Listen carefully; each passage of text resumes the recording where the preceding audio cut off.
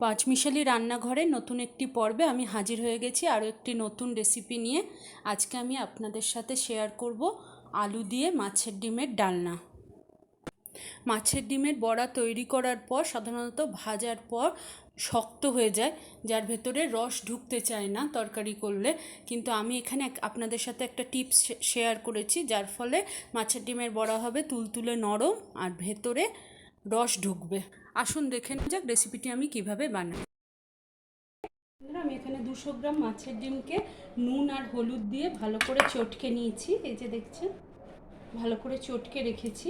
এর সাথে একটা স্পেশাল ইনগ্রিডিয়েন্টস যোগ করতে হবে, নইলে কিন্তু মাছের ডিম বড়া ভাজলেই শক্ত হয়ে যায়, যেটার জন্য আমি এতে যোগ করে দেবো। এই যে দেখছেন, এটা আসলে হচ্ছে খইয়ের মধ্যে সামান্য জলের ছিটে দিয়ে হাত দিয়ে চটকে নিয়েছি।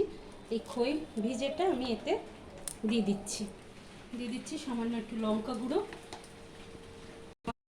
অল্প একটু পরিমাণ ছোলার ডালের বেসন, খুব বেশি লাগবে না যেহেতু আছে, খালি অল্প একটু ছোলার ডালের বেসন দিলাম। এবারে পুরো জিনিসটাকে আমি খুব ভালো করে ফেটিয়ে নেব।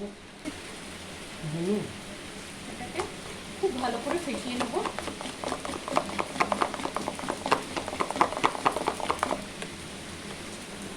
দেখুন ফেটানো হয়ে গেছে ভালো করে। এবার এতে একটু মশলা আমি অ্যাড করবো, যার জন্য আমি একটা মশলাটা বানিয়ে নেব। তরকারিতে যে মশলা অ্যাড করবো সেই মশলায় 1 চামচ আমি এতে অ্যাড করে দেবো, তাহলে সেন্টটা খুব ভালো আসবে। দেখুন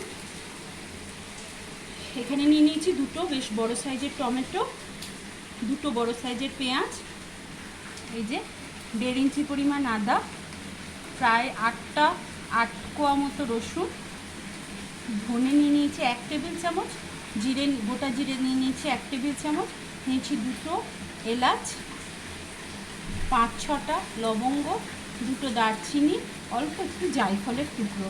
এই পুরো জিনিসটার একটা পেস্ট আমি বানিয়ে নিচ্ছি। বন্ধুরা পেস্ট বানিয়ে নিয়েছি, এর থেকে 1 চামচ নিয়ে আমি এতে দিয়ে দিচ্ছি। এতে গন্ধটা খুব ভালো হবে। পুরোটা আবার ভালো করে ঘেটে নিচ্ছি। এদিকে আমি দুটো বেশ বড় সাইজের এই যে আলু নিয়ে নিয়েছি। আলুটাকে আমি নুন, হলুদ আর লঙ্কা গুঁড়ো দিয়ে ঢাকা দিয়ে লাল করে ভেজে নিয়েছি।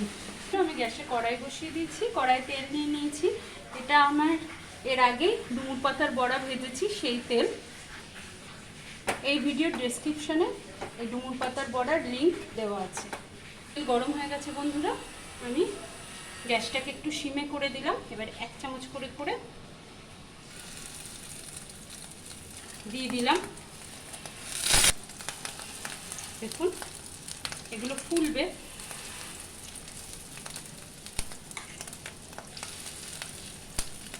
আপনার হাতে করেও দিতে পারেন, কোনো অসুবিধা নেই।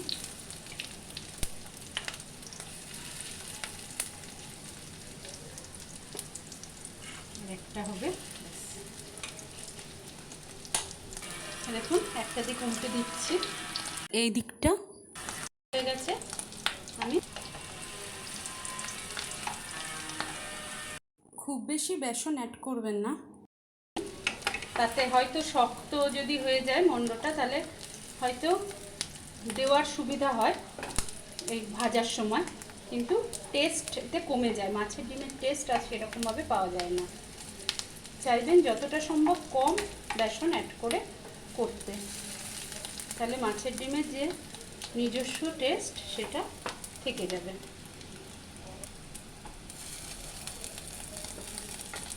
এবার ওই পিঠটাও ভালো করে ভেজে নেবো। দেখুন লাল করে ভাজা হয়ে গেছে, একটা দিক ভালো করে ভাজা হয়ে গেছে লাল করে। এবার আমি তুলে নিচ্ছি।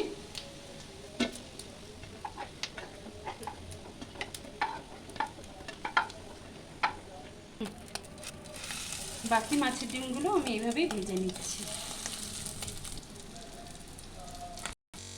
দেখুন বন্ধুরা এগুলো ভাজা হয়ে গেছে, আমি সমস্ত বড়াগুলো তুলে নিচ্ছি। গ্রাম ডিমে কত বড়া হয়েছে দেখুন। যে কড়াইয়ে যে অল্প একটু তেল ছিল তার সাথেই আমি আরেকটু তেল দিয়ে অ্যাড করে দিচ্ছি। প্রায় 2 টেবিল স্পুন মতো সরষের তেল আমি অ্যাড করলাম। ফোড়ন হিসাবে দিয়ে দিচ্ছি 1/2 টিস্পুন গোটা জিরে, দিচ্ছি দুটো তেজপাতা।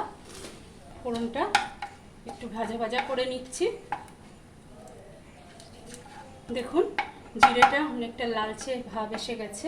এই সময় আমি এই যে পেস্ট বানিয়ে রেখেছি, এই পেস্টটা ঢেলে দিলাম।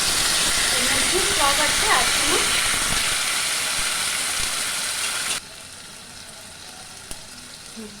এর মধ্যেই আমি সমস্ত জিনিস দিয়ে পেস্ট বানিয়ে নিয়েছি।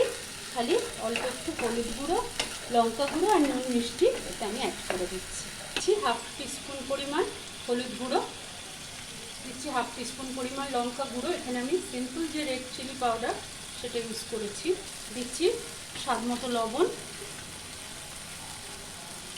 এটা কিন্তু বুঝে দিতে হবে, কারণ লবণে আগে থেকেই আলু আর মাছের ডিমের বড়া দুটোতেই কিন্তু লবণ দেওয়া আছে। এতে দিয়ে দিচ্ছি অল্প একটু চিনি। পুরো মশলাটা ভালো করে কষে নেব যতক্ষণ না তেল ছাড়া ছাড়া হচ্ছে। দেখুন বন্ধুরা, মশলা তেল ছেড়ে দিয়েছে। এই সময় আমি এতে দিয়ে দেবো আলুগুলো, ভেজে রাখা আলু। দুটো 1 মিনিট মতো কষিয়ে নেবো মশলার সাথে। আলুটা কষানো হয়ে গেছে বন্ধুরা, এতে দিয়ে দিচ্ছি পরিমাণ মতো জল। কারণ মাছের ডিমটা জল টানবে, তাই একটু বেশি পরিমাণ জল দিতে হবে। সেই বুঝে লবণটাও দেবেন, জল লাগবে। অনেকগুলো মাছের ডিম আছে, জল দিয়ে দিলাম। গ্যাসটা একটু জোরে করে দিয়ে আমি ঢাকা দিয়ে দিলাম। হয়ে গেছে ঝোল।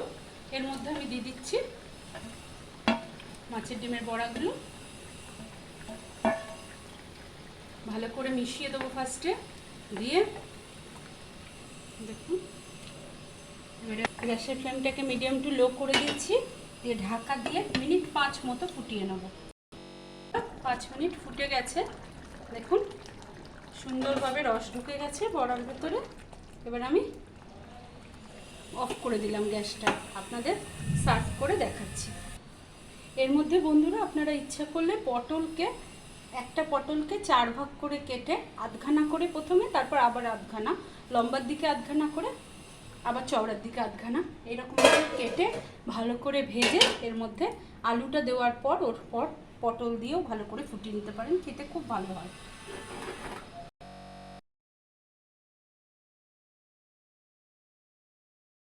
বন্ধুরা আমি সার্ভ করে দিয়েছি রেসিপিটি। এটা খুবই টেস্টি হয়।